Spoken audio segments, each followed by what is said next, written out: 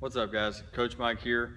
Over the last 10 years or so, I've gone through a long journey of developing myself as an athlete into a coach and developing other athletes and helping coaches develop other athletes.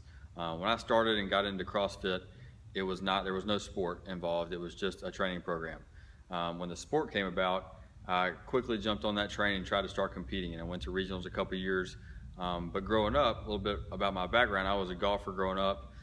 Played some other sports when I was younger, but through high school I just played golf. So I knew I wasn't any kind of necessarily physical specimen when it comes to athletic performance or strength or endurance. I'd never done any of those sports. So I always knew that I had to develop with a really well thought out strength and conditioning program or well-designed CrossFit program.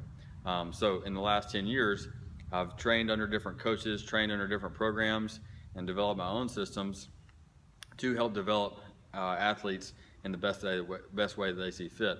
So I want to help you reach your goals, whether you're an athlete, whether you're a coach, whatever it may look like. I want to help you with some thoughts and organizing some program design theories that you can put into practice to help your training program better, to help you reach your goals a little bit quicker. So below, I've got some podcasts that I've been in. We talk about a few different training pieces, whether it's aerobic training for CrossFit, whether it's anaerobic. We've got some different episodes down there. Also, if you sign up to the left, I'm going to do a 5-part series on the top 5 mistakes when people are training for the open. We've got a few different things when it comes to analyzing the workouts and analyzing them properly. So some people just see them as the time frame, and they say it's 7 to 12 minutes is the majority of the open workouts, and they just take it for that. So they practice 7 to 10 minute workouts, and it has to go a little bit deeper than that. There's muscle endurance involved, and how do we train muscle endurance? How do we start training muscle endurance when we're 6 months out, when we're 12 months out? That should not look the same as when we're 3 weeks out preparing for the open. So muscle endurance is a big mistake in their training program as far as how we go about training that. Looking at it from an energy system standpoint, we should periodize our energy system training throughout the year, whether that's preparing specifically for the open or just trying to optimize your performance. Your energy system training should fluctuate throughout the year and look differently throughout the year. So that's another mistake. Strength training for the sport of fitness should look different. So that's the third mistake, or the next mistake I see is people training strength work, and they put this strength program and layer it on top of a gymnastics program and layer it on top of a endurance training program, and then layer it yet on top of a rehab type program. And if we take all these different programs and layer them on top of each other, one, it's going to be very time consuming, and two, it's just going to be too much volume and it's not going to work. They don't mesh together.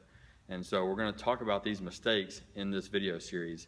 We're going to talk about why they're mistakes in the first place, and then what do we do about it? How do we fix that? So if the way we've been training muscle endurance is not the proper way, which I'll go over, then what is the proper way? And so we'll talk about how to design that in your program. If certain areas are your weakness, if toes to bar are your weakness when it comes to muscle endurance, because that toe to bar workout last year with the 25 reps every round, if that crushed you and you ended up doing singles, we'll talk about why that is and how can we progress rather than just putting toes to bar in a lot of AMRAPs or a lot of 3 rounds for time.